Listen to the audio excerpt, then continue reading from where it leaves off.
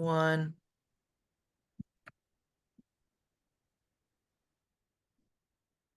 Hello, I'm Brian Scarpelli. I'm Senior Global Policy Counsel at the Association for Competitive Technology, and I'm the humble moderator of this panel. So just as a little brief background on my own organization and my own interests in our topic here, ACT, or the Association for Competitive Technology, represents the global small business technology developer community writ large, with members all over the globe and consumer and enterprise verticals.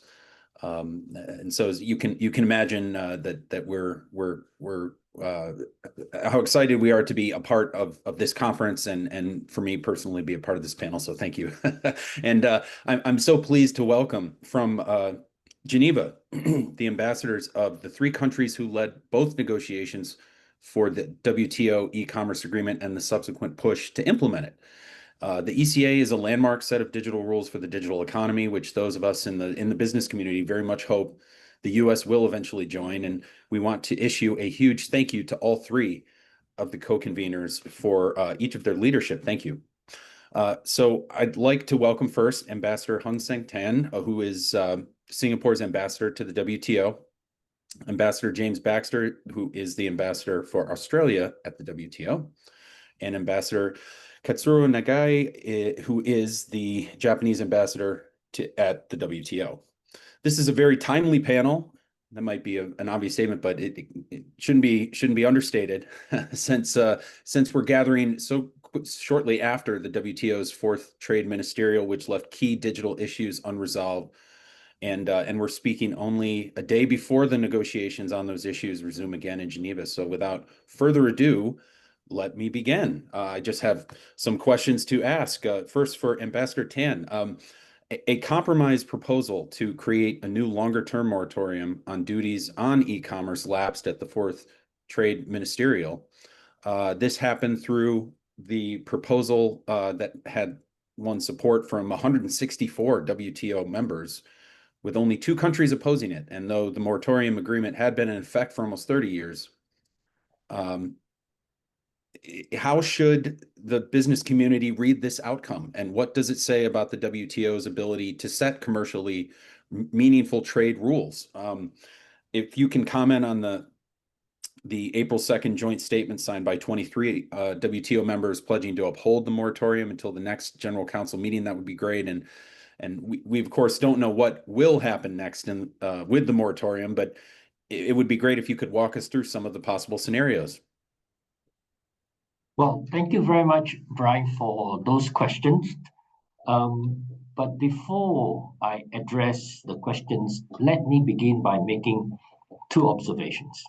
One, the failure to extend the moratorium at MC14 was a curveball that unfortunately has dominated the headlines of MC14, which was supposed to be a WTO reform MC.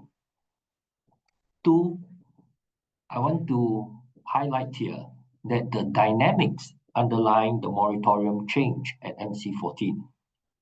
Instead of the usual members who use it as a bargaining chip, the moratorium was used to score political points. I thought it is worthwhile to share these 2 observations so that we understand the context better when we discuss the moratorium. In other words, the fact that the moratorium lapsed at MC14 was not because members had difficulties with the moratorium per se. Rather, the moratorium got caught in the crosshairs of political firefights. So having set the context, let me try to answer your questions. First, I will caution the business community against reading too much into the failure of MC14 to renew the moratorium.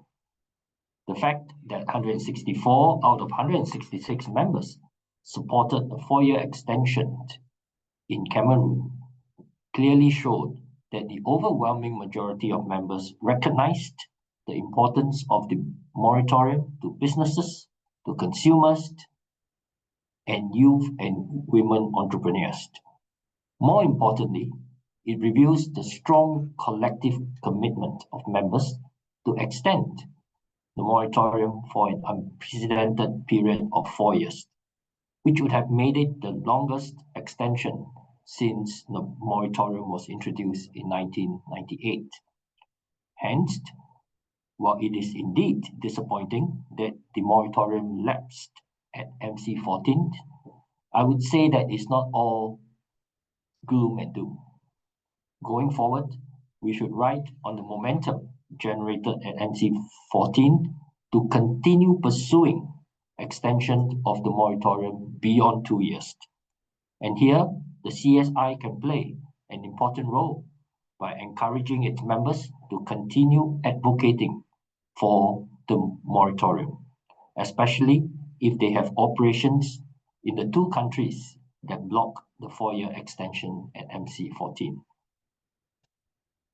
My second point is that the moratorium's lapsing at MC14 clearly illustrated that revitalization of the WTO's rulemaking function is possible only if it adopts an outcome-oriented decision-making process. While there is no doubt that the practice of decision-making by consensus is cherished by all members, there is also growing recognition, and I would say even frustration, that its abused by a handful of members has resulted in near paralysis of the WTO's rulemaking function. Hence, it is obvious that the WTO cannot carry on with a business as usual approach. In fact, the moratorium has underlined the importance and urgency of WTO reform, especially the need to embrace flexible multilateralism. What is flexible multilateralism? Essentially, it means embracing plurilateral initiatives at the WTO, which allows members who are ready and willing to advance specific initiatives to proceed first, while keeping the door open for others to join later. In this connection, the e-commerce agreement's interim implementation arrangement is proof of concept that flexible multilateralism can work when a group of like-minded members are willing to think out of the box to devise innovative approaches that can revitalize the WTO's rulemaking function. I will leave it to Ambassador James Baxter to provide specific details of the ECA's interim implementation arrangements. Third, while the 2nd April joint statement represented a stopgap measure, it carries deeper significance. The swift and decisive response of the 23 co-sponsors, including Singapore, reflected our shared commitment to continue pursuing a permanent moratorium. Equally important, it signaled our determination to not allow the moratorium to lapse without a plan forward. Given that the journey to a multilateral permanent moratorium will be more akin to a marathon rather than a sprint, the joint statement is intended to lay the foundation for a multilateral permanent moratorium. In this connection, the ECA, which contains a provision to prohibit the imposition of custom duties on electronic transmissions on an open-ended basis, can serve as the stepping stone for a multilateral permanent moratorium.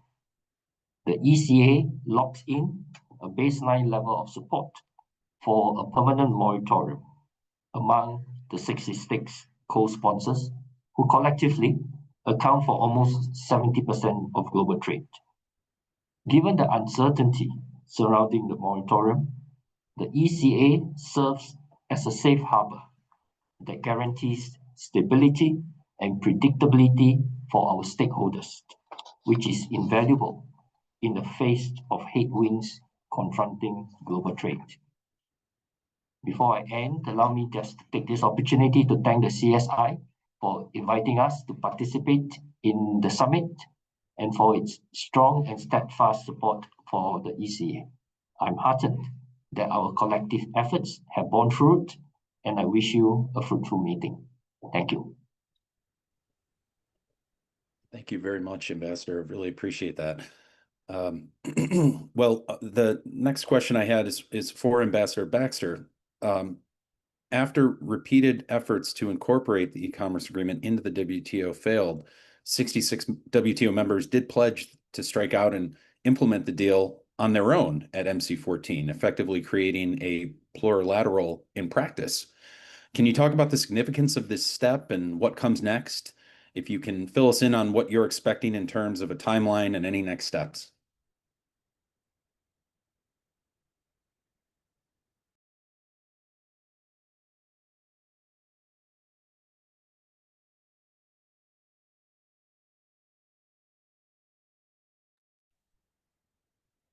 Well, I think you may be muted.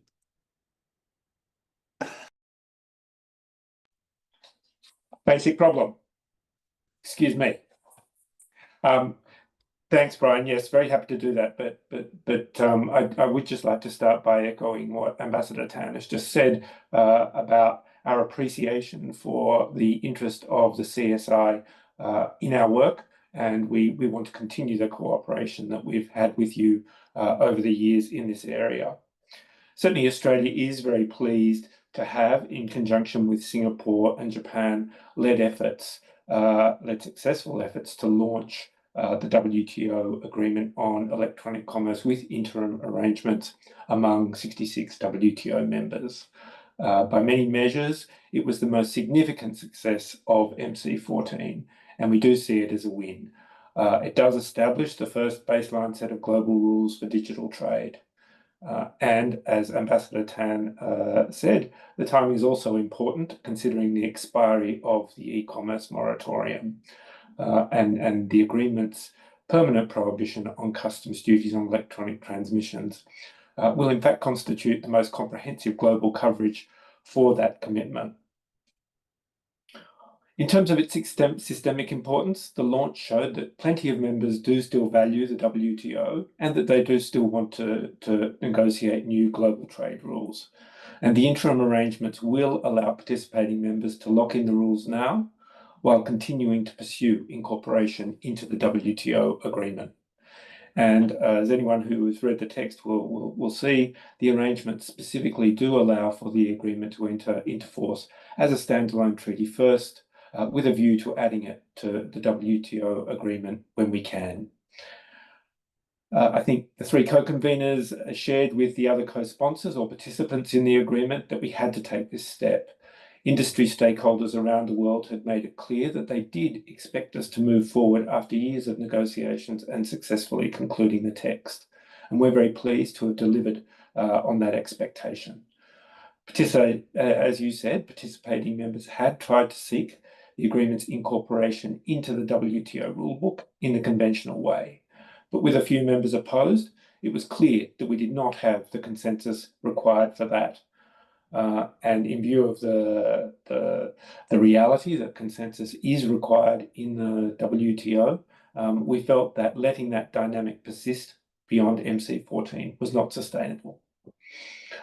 On that basis, participating members decided to develop a pragmatic way forward by doing something simple, which was to strike this treaty among ourselves. In terms of next steps, the participating members are now in a position finally to move forward with domestic procedures to accept or to ratify the agreement. And the agreement will enter into force for participating members 30 days after the 45th member deposits an instrument of acceptance with the WTO Director General. Now, we're very pleased to see that members have already started their domestic processes for accepting or ratifying the treaty and hope to make substantial progress towards entry into force over the coming months.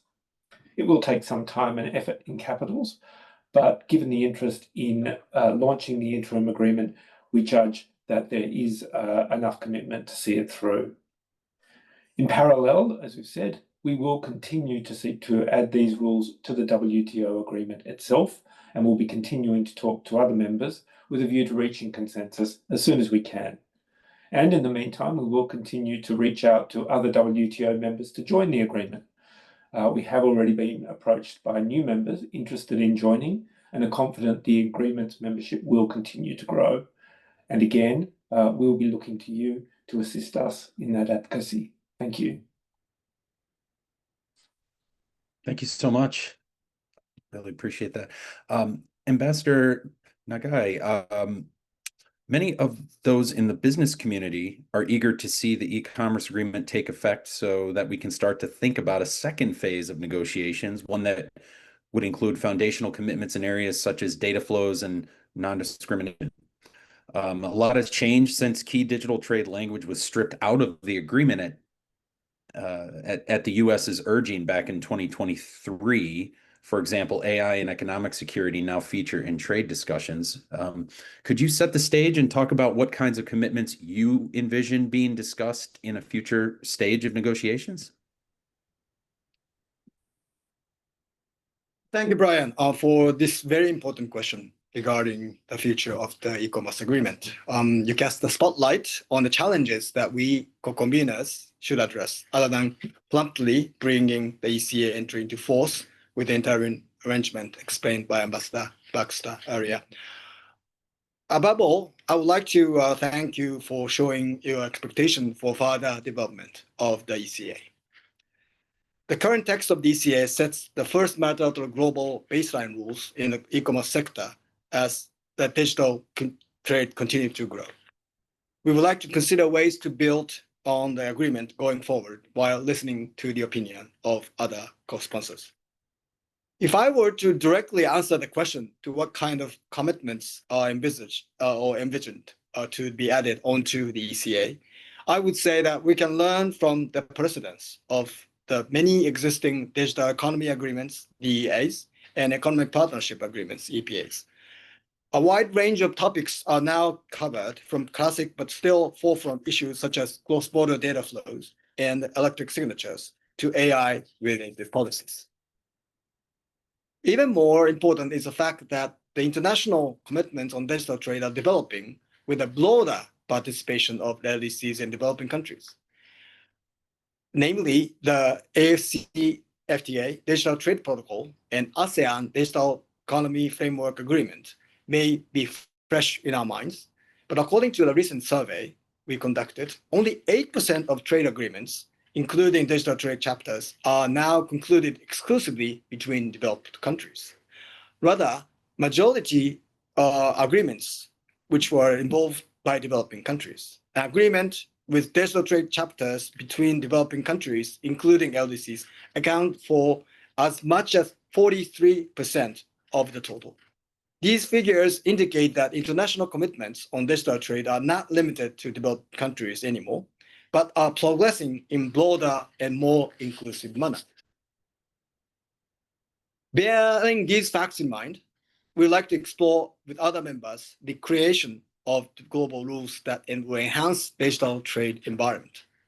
To industry stakeholders from various countries participating today, I would like to ask for your continued support for the ECA, as well as your input and efforts to keep this initiative moving forward.